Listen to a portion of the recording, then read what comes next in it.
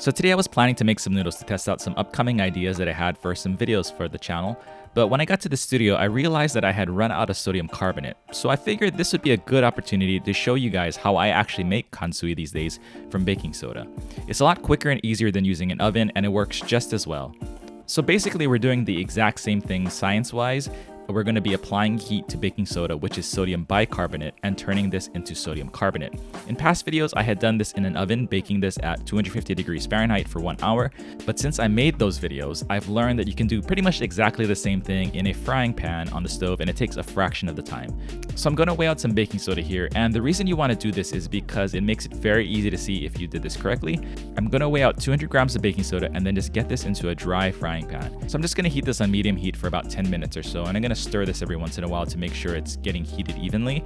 You may want to throw on a mask for this because as you stir it, it kicks up some of the sodium carbonate into the air, and you don't really want to be breathing that stuff. And you probably have masks lying around anyway.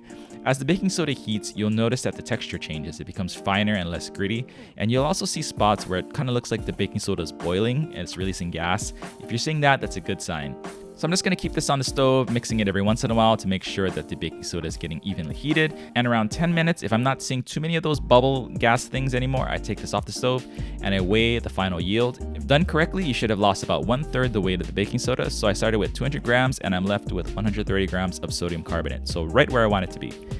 After that, you just store this in an airtight container and you can have sodium carbonate ready to go whenever you feel like making noodles.